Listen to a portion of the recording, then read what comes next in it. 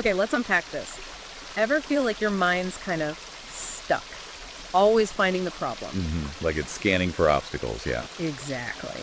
Well, what if a really simple daily shift could actually recalibrate things? That's really the core idea we're exploring today. Yeah, we're digging into some honestly fascinating insights from Cultivating Gratitude, daily practices for a positive mind. Right. It's a source that talks about how these, well, seemingly simple habits can make a huge difference, especially, now Yeah. in this fast world. And what grabbed me immediately is how it frames gratitude. It's not just feeling nice for a second. No, exactly. It's much deeper. The source explains it almost like exercise for your brain. Exercise, how so?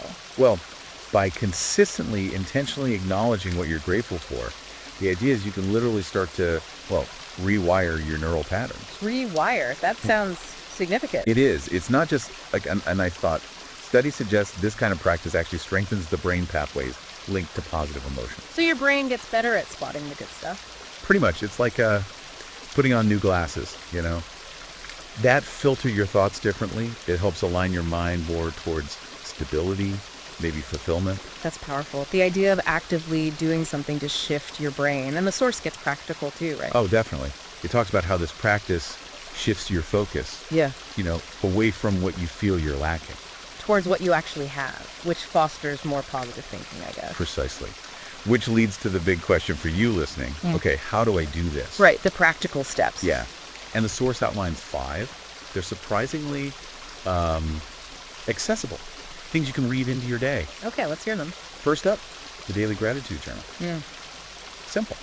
Just take a few minutes, maybe morning or night, Okay. and write down 3 things you're grateful for.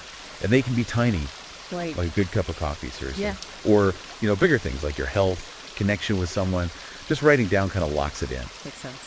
What's next? Second, mindful meditation, but focused on gratitude. So setting aside a few minutes, focusing on your breath, like standard meditation, but then actively bringing to mind people or experiences, moments, things that bring up that feeling of appreciation. It really helps stabilize your emotional state, kind of builds a buffer. Okay, journaling, meditation, number 3. Third is gratitude walks. So you combine getting outside, moving your body, Oh, I like that. with consciously noticing things you appreciate. Maybe in nature, maybe just your surroundings. It's about paying attention. The sensory thing. Okay. 2 more. Fourth, appreciation notes.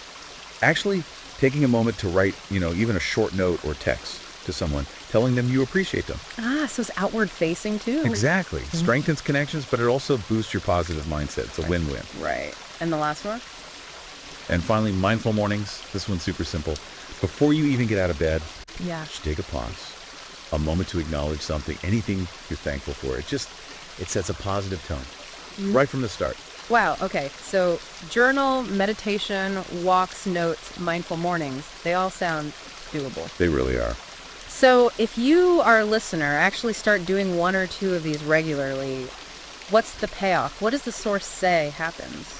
The impact, according to the source, is really profound. It's not just feeling a bit better.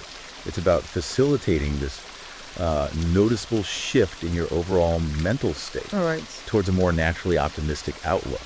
Your mind starts aligning with stability and, instead of just seeing the roadblocks, You start noticing the opportunities, solutions. exactly, start seeing possibilities you might have missed before.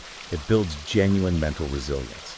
It really can open doors to a richer life. You're essentially building that mental muscle for seeing the good. It's pretty incredible to think that consistent practice, just acknowledging gratitude, can actually shift your brain patterns like that. Towards stability, optimism, that's quite something. It really is. And, for you listening, it brings up a really interesting question to reflect on. The source calls cultivating gratitude one of the kindest gifts you can give yourself.